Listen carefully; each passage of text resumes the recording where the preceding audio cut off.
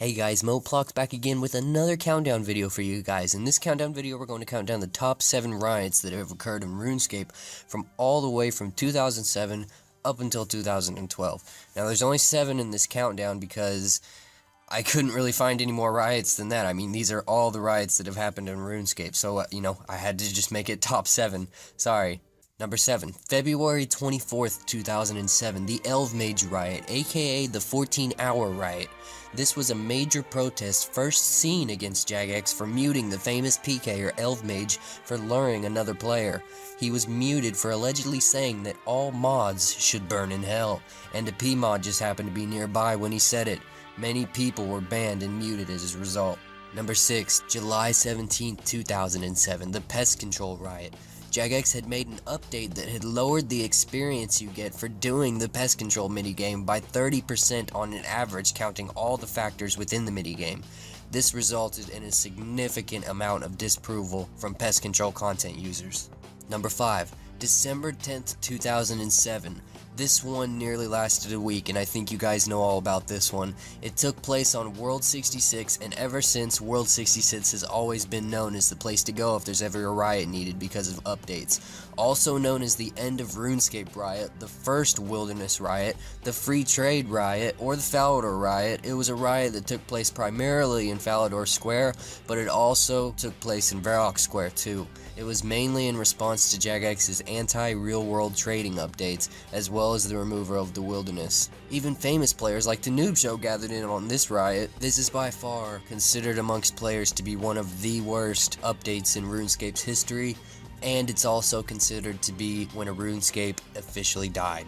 Number 4, the Mod Hasmo Riot that took place on World 18. Shortly after Bounty Hunter was released, the riot was initiated by Mod Hasmo's visit to Edgeville. He encouraged other players to at least try Bounty Hunter before doing anything rash, but he was immediately and enormously met with hostility from the other players surrounding him. Hasmo was heavily flamed by players, many of whom were former PKers, stakers, and merchanters, all who had been affected by the free trade and wilderness updates. The riot lasted for 15 minutes and only ended after Mod Hasmo had finally left World 18. Number 3, March 3rd, 2010, the HP Riot. Constitution was formerly known as HP. This riot began in Falador when Jagex launched a pointless update in which everything concerning your health was multiplied by a factor of 10, as well as the damage that you did on enemies too.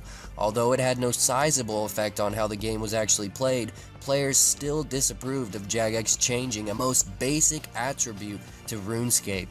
There were riots between Falador and the GE, mostly on World 66. Number 2, March 6, 2012, the Armor Graphical Changes Update Riot.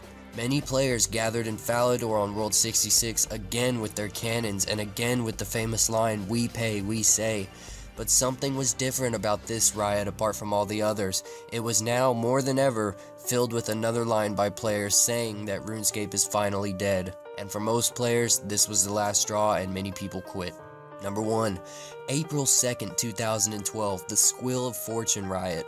The SOF became so popular that Jagex made it so players could potentially buy spins with real-life money. One player at the riot says, and I quote, "I truly do wonder how long it really will be before you can just buy an account with a completionist cape." Unquote. I'd like to read you a line from Jagex's website around the time of the removal of free trade in 2007, making their Squill of Fortune update quite hypocritical. It reads, and I quote, "We don't want players to be able to buy their way to success in RuneScape. If we let players start doing this, it devalues RuneScape for others. We feel your status in real life shouldn't affect your ability to be a successful player in RuneScape."